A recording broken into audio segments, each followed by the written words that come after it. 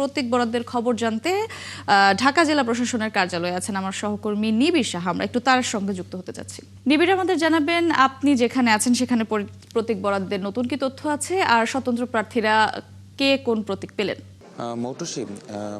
ত্রয়োদশ জাতীয় সংসদ নির্বাচনের আগে আজকে কিন্তু আসলে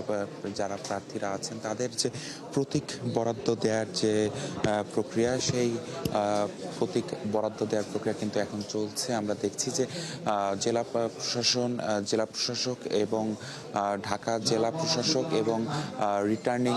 নির্বাচনের রিটার্নিং অফিসার, তিনি কিন্তু আসলে প্রার্থীদের আসলে প্রার্থীরা কে কোন প্রতীক পেয়েছেন এবং তাদের হাতে তাদের যে প্রতীক, সেই প্রতীকটি আসলে তুলে দিচ্ছেন। আমরা দেখছি যে আসলে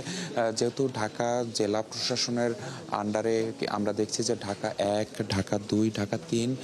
ঢাকা 19 এবং ঢাকা 20 এই 5টি আসন রয়েছে, যার কারণে আমরা দেখছি যে এই 5টি আসনের যারা প্রার্থীরা রয়েছেন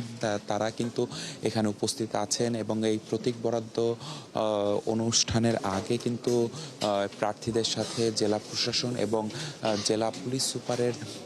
মত বিনিময় সভা অনুষ্ঠিত হয়েছে এবং সেখানে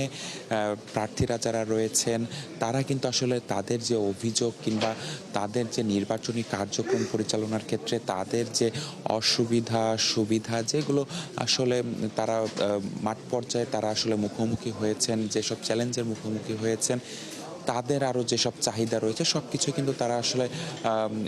এই যে রিটার্নিং অফিসার এবং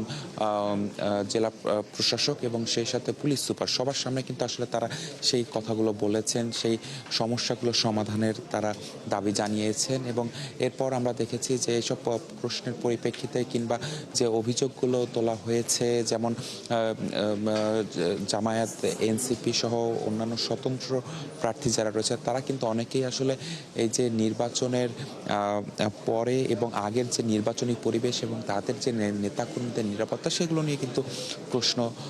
অনেকেই তুলেছেন। তবে আমরা দেখেছি যে আসলে বিএনপির সহ বেশ কয়েকজন প্রার্থী তারা কিন্তু আসলে নির্বাচনের সার্বিক যে পরিস্থিতি, সেই সার্বিক পরিস্থিতি নিয়ে কিন্তু তারা আসলে সন্তোষ প্রকাশ করেছেন এবং তারা যেমনটি বলেছেন যে নির্বাচনের পরিবেশ এখন পর্যন্ত কিন্তু তারা ঠিক মতোই দেখছেন এবং এখন পর্যন্ত কিন্তু আমরা দেখেছি যে ঢাকা 1, ঢাকা 2 এবং ঢাকা 3 আসন, এই 3টি আসনের যারা প্রার্থীরা রয়েছেন তাদের মধ্যে যে প্রতীক বরাদ্দ দেওয়ার যে প্রক্রিয়া সেটি শেষ হয়েছে এবং এখন ঢাকা 19 এবং ঢাকা 20 এই দুটি আসনের কিন্তু আসলে প্রার্থীদের মধ্যে প্রতীক। নিবিড়, আপনি আছেন এবং আপনি সেখানে থেকে অবশ্যই আমাদের আরো তথ্য জানাবেন। পরবর্তীতে প্রয়োজনে আমরা আবারও আপনার সঙ্গে নতুন কোনো তথ্য জানার জন্য যুক্ত হব।